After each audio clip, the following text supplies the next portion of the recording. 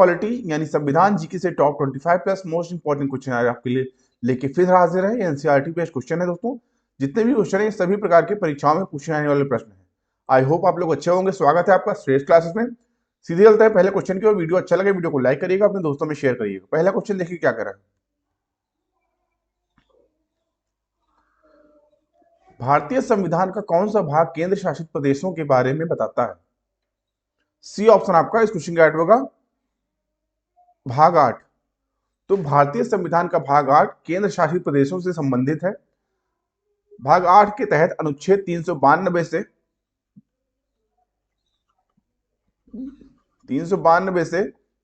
242 में केंद्र शासित प्रदेशों के प्रशासन से लेकर उच्च न्यायालयों के अंतर्गत आने वाले कई प्रावधानों का उल्लेख इसमें किया गया है।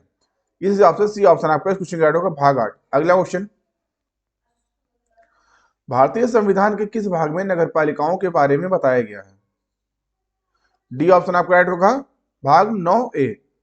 दोस्तों भारतीय संविधान का भाग 9A नगरपालिकाओं से संबंधित है। इसे भारतीय संविधान के 74वें संशोधन अधिनियम द्वारा जोड़ा गया था। 74वें संशोधन अधिनियम 1992 में पेश किया गया था। यह 1 जून 1993 को लागू हुआ। कब लागू हुआ? 1 जून 1993 से लागू हुआ। डी ऑप्शन आपको ऐड होगा। अगला क्वेश्चन, भारत में सरकार की संसदीय प्रणाली इसलिए है क्योंकि डी ऑप्शन आपको ऐड होगा लोकसभा में मंत्रिपरिषद उत्तरदायी है। ठीक है। अगला क्वेश्चन, भारतीय संविधान के अनुच्छेद 14 का विधि के समक्ष समानता इक्वलिटी बिफोर लॉ का वाक्यांश लिया गया है। ए ऑप्शन आपका ऐड होगा ब्रिटेन के संविधान से। तो विधि के समक्ष समानता की संकल्पना ब्रिटेन के संविधान से ली गई है। सभी वर्ग समान रूप से सामान्य विधि के अधीन और सामान्य न्यायालयों की अधिकारिता के अंतर्गत होंगे। इसमें कोई भी व्यक्ति चाहे अमीर हो या गरीब, उच्च हो या नीच, अधिकारी हो या गैर अधिकारी, कानून से ऊपर नहीं होगा। ठीक है। यह कहां से लिया गया है? ब्रिटेन से। ए ऑप्शन आपका राइट होगा। अगला क्वेश्चन, भारतीय संविधान का अनुच्छेद 32 निम्नलिखित में से किससे संबंधित है? सी ऑप्शन आपका राइट होगा संवैधानिक उपचारों का अधिकार। तो भारत में वह अधिकार है जो कहता है कि यदि कोई व्यक्ति अपने मौलिक अधिकारों की रक्षा करना चाहता है तो वह सर्वोच्च न्यायालय में जा सकता है। यह अधिकार सुप्रीम कोर्ट के लिए अनुच्छेद 32 और हाई कोर्ट के लिए अनुच्छेद 226, सुप्रीम कोर्ट के लिए अनुच्छेद 32 और हाई कोर्ट के लिए अनुच्छेद 226 के अंतर्गत आता है। इसे संवैधानिक उपचार के अधिकार के रूप में जाना जाता है। सी ऑप्शन आपका राइट होगा। अगला क्वेश्चन, नौकरियों और शैक्षिक संस्थानों में समाज के कमजोर वर्ग के लिए आरक्षण उपलब्ध कराने हेतु केंद्र सरकार को संविधान का कौन सा प्रावधान अधिकार देता है? इस क्वेश्चन के लिए आपका बी ऑप्शन राइट होगा अनुच्छेद 16। दोस्तों अनुच्छेद 16 एक राज्य अधीन नौकरियों या पदों पर नियुक्ति के संबंध में सब नागरिकों के लिए अवसर की समानता होगी। यह अनुच्छेद 16(1) में बताया गया है। एवं अनुच्छेद 16(2) में केवल धर्म, मूल, वंश, जाति, लिंग, उद्भव, जन्म स्थान, निवास अथवा इनमें से किसी के आधार पर भी किसी नागरिक के लिए राज्याधीन किसी नौकरी या पद के विषय में अपात्रता न होगी और न विभेद किया जाएगा। ये किसमें बताया गया है? 16(2) में। ठीक है। इस हिसाब से बी ऑप्शन आपका राइट होगा अनुच्छेद 16। अगला क्वेश्चन, भारत का प्रधानमंत्री निम्नलिखित किस प्रक्रिया से बनाया जाता है? बी ऑप्शन आपका राइट होगा नियुक्ति। तो प्रधानमंत्री को संसदीय आम चुनाव के परिणाम के आधार पर राष्ट्रपति द्वारा नियुक्त किया जाता है। प्रधानमंत्री आमतौर पर लोकसभा में बहुमतधारी दल या गठबंधन के नेता होते हैं। बी ऑप्शन आपका इस क्वेश्चन का राइट होगा नियुक्ति। अगला क्वेश्चन, राष्ट्रपति का अध्यादेश कितनी अवधि के लिए लागू रहता है? बी ऑप्शन आपका राइट होगा 6 महीने। तो भारत के राष्ट्रपति द्वारा जारी अध्यादेश की अधिकतम अवधि 6 महीने और 6 सप्ताह हो सकती है। 6 महीने और 6 सप्ताह हो सकती है, इसमें संसद द्वारा अनुमोदन नहीं होने की स्थिति में। ठीक है। बी ऑप्शन आपका राइट होगा। अगला क्वेश्चन, राष्ट्रपति द्वारा संसद में एंग्लो इंडियन समुदाय के कितने सदस्य नामित किए जा सकते हैं? बी ऑप्शन आपको राइट होगा, 2 सदस्य। संविधान के अनुच्छेद 331 के तहत लोकसभा में एंग्लो इंडियन समुदाय के 2 लोगों को संसद के लिए नामित किया जा सकता है। अगला क्वेश्चन, राष्ट्रपति पर महाभियोग कौन शुरू कर सकता है? ए ऑप्शन आपका राइट होगा, संसद के किसी भी सदन के सदस्य। तो महाभियोग की प्रक्रिया केवल लोकसभा में ही शुरू की जा सकती है। महाभियोग प्रस्ताव सदन की कुल सदस्यता के 2/3 बहुमत से पारित होता है। संसद के दोनों सदनों के मनोनीत सदस्य राष्ट्रपति के महाभियोग में भाग ले सकते हैं, हालांकि वे उसके निर्वाचन में भाग नहीं ले सकते। ठीक है, इस हिसाब से ए ऑप्शन आपका राइट होगा। अगला क्वेश्चन, हमारे संविधान में आर्थिक आयोजन शामिल है। सी ऑप्शन आपका राइट होगा, समवर्ती सूची में। दोस्तों समवर्ती सूची में स्टाम्प ड्यूटी, ड्रग्स एवं जहर, बिजली समाचार पत्र, आपराधिक कानून, श्रम कल्याण जैसे कुल 52 विषय इसमें शामिल हैं और संसद तथा राज्य विधानसभा दोनों इस सूची में शामिल विषयों पर कानून बना सकते हैं। सी ऑप्शन आपका राइट होगा, समवर्ती सूची में। अगला क्वेश्चन, लोकसभा के सदस्यों का कार्यकाल कितने वर्षों का होता है? डी ऑप्शन आपका राइट होगा, 5 वर्षों का। तो लोकसभा का सामान्य कार्यकाल 5 वर्षों का, किंतु इसे राष्ट्रपति द्वारा पहले भी विघटित किया जा सकता है। ठीक है, डी ऑप्शन आपका राइट होगा। अगला क्वेश्चन, लोकसभा के निर्वाचित सदस्यों की अधिकतम संख्या होती है। डी ऑप्शन आपका राइट होगा, 550। तो संविधान में व्यवस्था है कि सदन की अधिकतम सदस्य संख्या 550 होगी। आपको बता दें 530 सदस्य जो होंगे वो राज्यों का प्रतिनिधित्व करते हैं, जबकि 20 जो होते हैं इसमें ये सदस्य संघ शासित प्रदेशों का। ठीक है, इस हिसाब से डी ऑप्शन आपका राइट होगा। अगला क्वेश्चन, गैर धन विधेयक के संसद के हर सदन में कितने वाचन होते हैं? बी ऑप्शन आपका राइट होगा, 3 वाचन। अगला क्वेश्चन,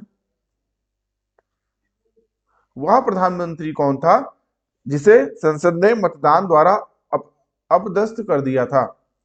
सी ऑप्शन आपका राइट होगा, वीपी सिंह। तो वह प्रधानमंत्री वीपी सिंह थे जो 2 दिसंबर 1989 से 7 नवंबर 1990 तक फतेहपुर से जो है ये सांसद थे, जिन्हें संसद ने मतदान द्वारा अपदस्थ किया था। ठीक है, सी ऑप्शन आपका राइट होगा। अगला क्वेश्चन, सर्वोच्च न्यायालय में नियुक्ति होने वाली प्रथम महिला न्यायाधीश कौन थी? सी ऑप्शन आपका राइट होगा, एम फातिमा बीबी। तो सुप्रीम कोर्ट की पहली महिला जज और तमिलनाडु की पूर्व गवर्नर जस्टिस फातिमा बीबी का 96 वर्ष की उम्र में कोल्लम के एक प्राइवेट अस्पताल में 2023 में इनका निधन हुआ। सी ऑप्शन आपका राइट होगा, एम फातिमा बीबी थी जो सर्वोच्च न्यायालय में नियुक्त होने वाली प्रथम महिला न्यायाधीश थी। अगला क्वेश्चन, किन 2 राज्यों के लिए एक ही उच्च न्यायालय है? बी ऑप्शन आपका राइट होगा, हरियाणा और पंजाब। अगला क्वेश्चन,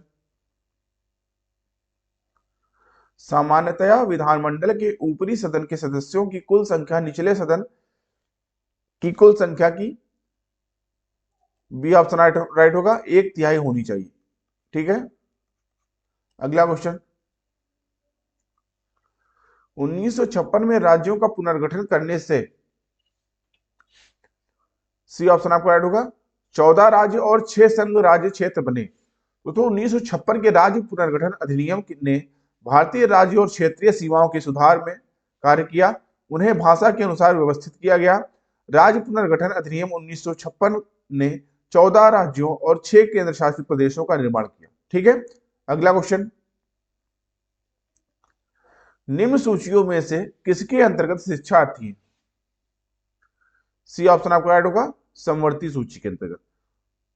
दोस्तों 42वें संविधान संशोधन अधिनियम 1976 के बाद शिक्षा एक समवर्ती सूची विषय बन गया, जो केंद्र सरकार को इसे कानून बनाने में सक्षम बनाता है। ठीक है, सी ऑप्शन आपका राइट होगा। कब हुआ? 42वें संवैधानिक संशोधन अधिनियम 1976।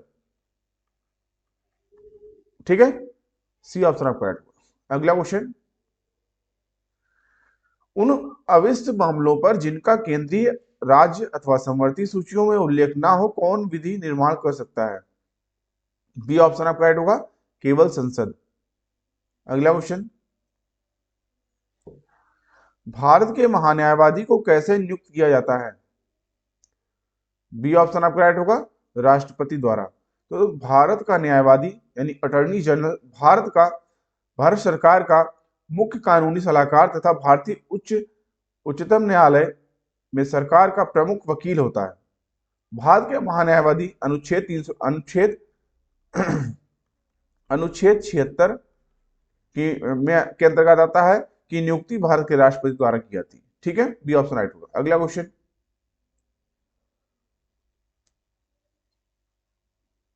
कंट्रोलर तथा ऑडिटर जनरल की टिप्पणियों पर कार्यवाही करने की अंतिम जिम्मेदारी होती है निम्न में से किसके साथ? ए ऑप्शन आपका राइट होगा, भारत के राष्ट्रपति के साथ। अगला क्वेश्चन,